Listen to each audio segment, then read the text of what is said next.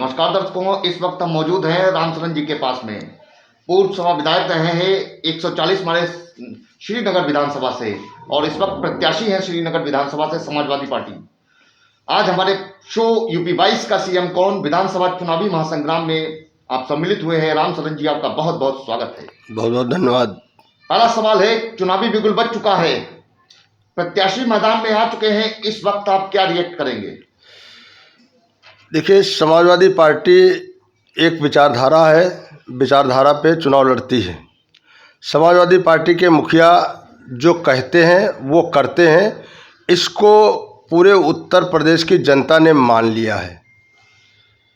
विपक्ष को लेकर के क्या बोलना चाहेंगे? विपक्ष जनपद लखीमपुर खीरी में पूर्ण रूप से समाप्त हो चुका है। विपक्ष में कोई बराबरी नहीं कर पा रहे हैं और हमारे जनपद में पूरे 8 के 8 सीटें जीतने जा रही हैं। ये अखिलेश यादव जी का काम बोल रहा है। क्या मैनिफेस्टो एजेंडा आपका है? देखिए, जब मैं पहली बार 2012 का चुनाव लड़ा, उस समय मैंने क्षेत्र के भ्रमण के दौरान देखा कि जिन गांवों में विद्युतीकरण नहीं था उन गांवों को विद्युतीकरण से जोड़ने का काम किया।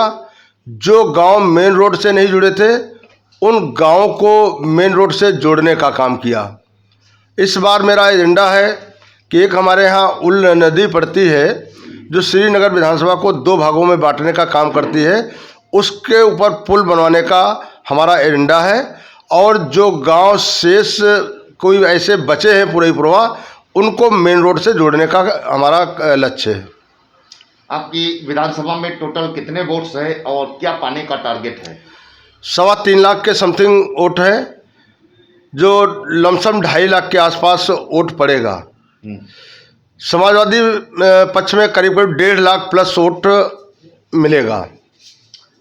भाजपा के लोग कह रहे हैं समाजवादी पार्टी गुंडों की पार्टी है, क्या जवाब है आपका? अब ये तो पूरा प्रदेश ही नहीं, पूरा हिंदुस्तान जान चुका है कि समाजवादी पार्टी में गुंडे हैं या गुंडे मतलब भारतीय जनता पार्टी में हैं।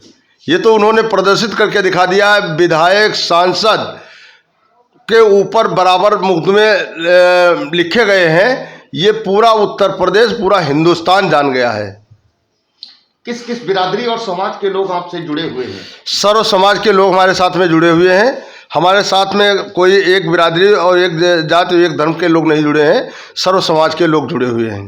भाजपा ने बयान दिया है कि समाजवादी पार्टी ने स्पॉटेड लोगों को, जो क्रिमिनल टाइप के लोग हैं, उनको टिकट दे दिया है, क्या जवाब है?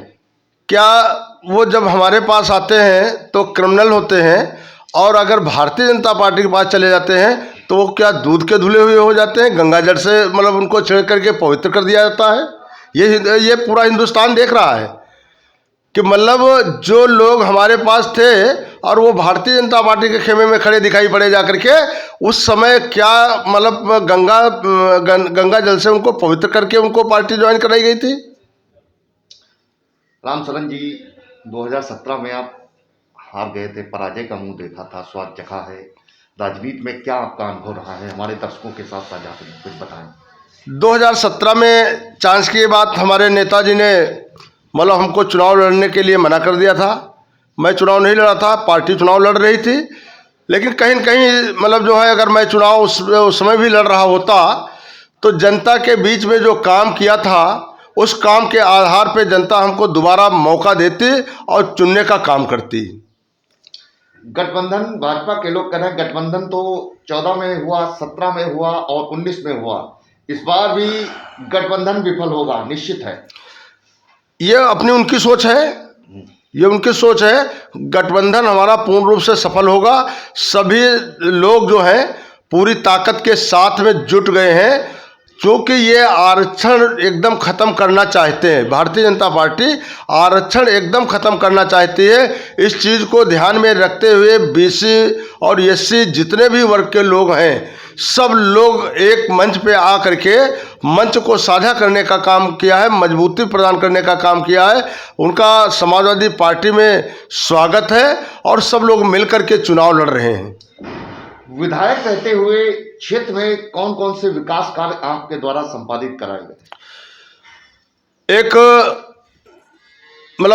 परसिया घाट पड़ता है, जहाँ पे खंडवा नदी पड़ती है, वहाँ पे नाव से आना जाना हुआ करता था, जिसकी वजह से लोगों को बहुत कठिनाइयाँ उठानी पड़ती थी। वो बड़ा पुल दे करके दोनों साइडें रोडों से जोड़ने का काम किया। एक श्रीनगर के पास बंधे के अंदर जो 10-12 गाँव को जाने का रास्ता हुआ करता है, वहाँ पे कोई पुल नहीं था, वहाँ पे एक पुल का निर्माण करने का काम किया। रामपुर गोकुल गांव के तराई बेल्ट में कोई आने जाने का रास्ता नहीं था, 4.5 किलोमीटर का रोड देने का काम किया। और बालूडीह उदराना से बालूडीह होते हुए शमशान घाट तक जो रोड 3 रपटा पुल के साथ में देने का काम किया है, उस रोड से जनपद लखीमपुर खीरी का उत्तरी भाग, चाहे संपूर्ण नगर, पलिया, खजुरिया, बेलनाया, निघासन के लोग आते हैं, आज वो सबके सब लोग उस भीड़ से उनको निजात मिली है, जो ढाल से लगा करके इमली चौराहे तक जाम में फंस जाते थे। सही समय पर कोर्ट कचहरी नहीं जा पाते थे, सही समय पर अपने मरीजों को अस्पताल नहीं पहुंचा पाते थे, उनको बाईपास रास्ता देने का काम किया है, जिससे बहुत बड़ा लाभ मिला है। और इस तरीके से दर्जनों काम हमारी विधानसभा के अंदर हुए हैं।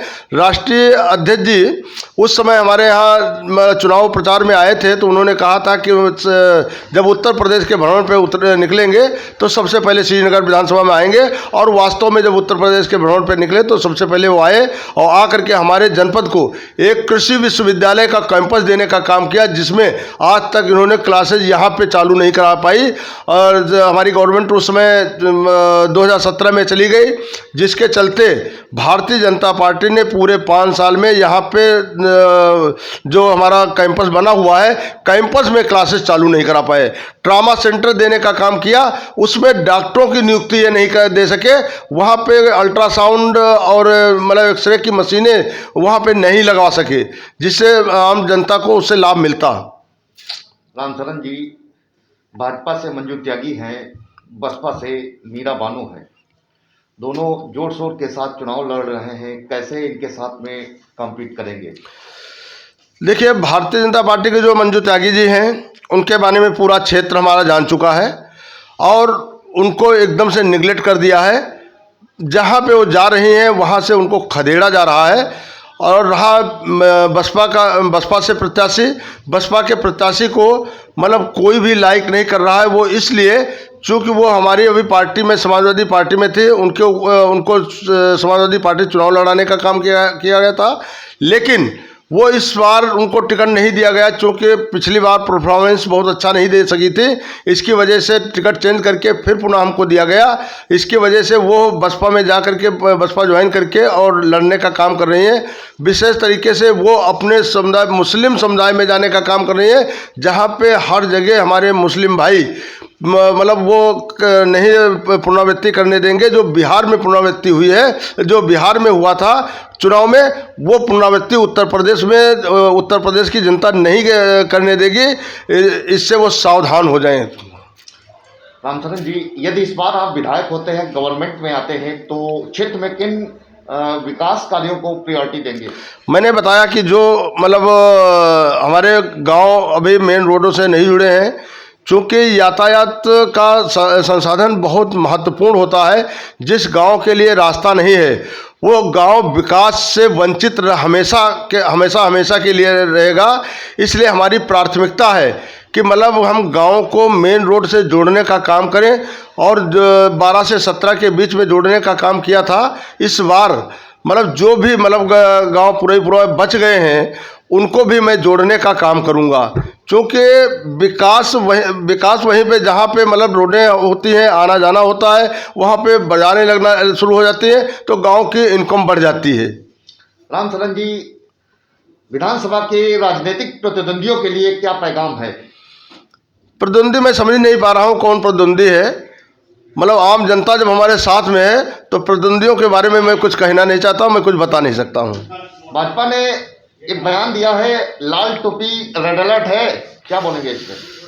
अब ये तो मैंने देखा था कि एक दिन हमारे जो उत्तर प्रदेश के मुखिया हैं इसमें, उन्होंने भी एक लाल टोपी लगा रखी थी।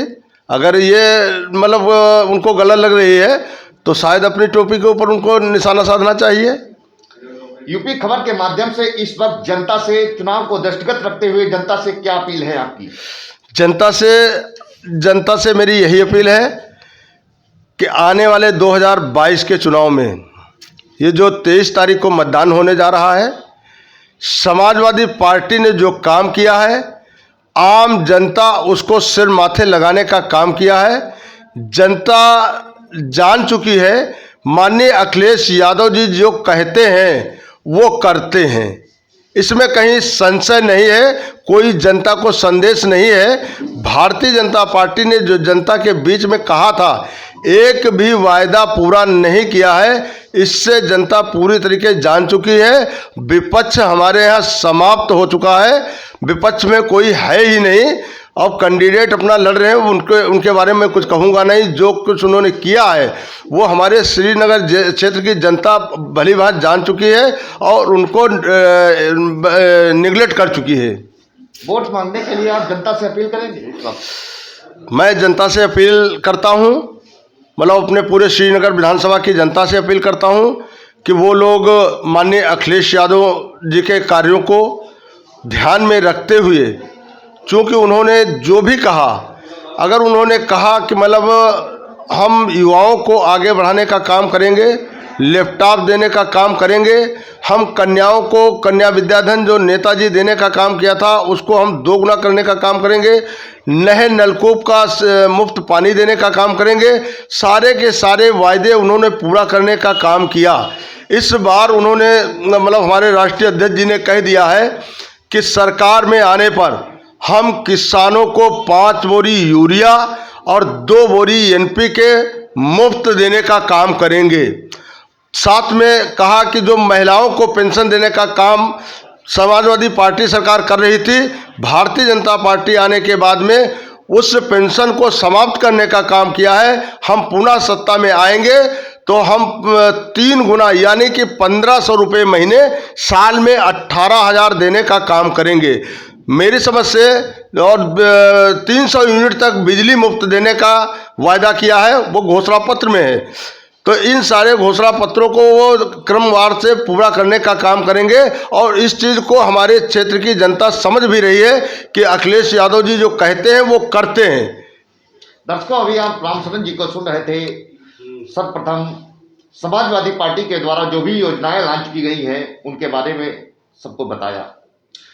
आपकी विधानसभा में लगभग 3.25 लाख मत है और लगभग 1.5 लाख पाने का उद्देश्य है। साथ ही में विपक्ष पे भी काफ़ी कुछ हमला बोले। लास्ट में अपील की है जनता से कि प्रदेश में समाजवादी पार्टी की सरकार बनने जा रही है, इसलिए बढ़ चढ़ करके इसमें हिस्सा लें। 23 फरवरी को मतदान है तो इसमें साइकिल वाला बटन दबाएं और अखिलेश जी को विजय बनाएं। अब चुनावी आगाज हो चुका है, बिगुल बज चुका है। इस वक्त चुनावी टेम्परेचर हाई पर है। जनता क्या निर्णय लेती है ये 23 को कंफर्म हो जाएगा और 10 को जो काउंटिंग है उसमें क्लियर हो जाएगा। इस बार साइकिल चलती है, हाथी दौड़ता है, कमल खिलता है या पंजा दिखता है। इसी के साथ कैमरा पर्सन काला चक्रवर्ती के साथ मनीष शर्मा, यूपी खबर, लखीमपुर खीरी।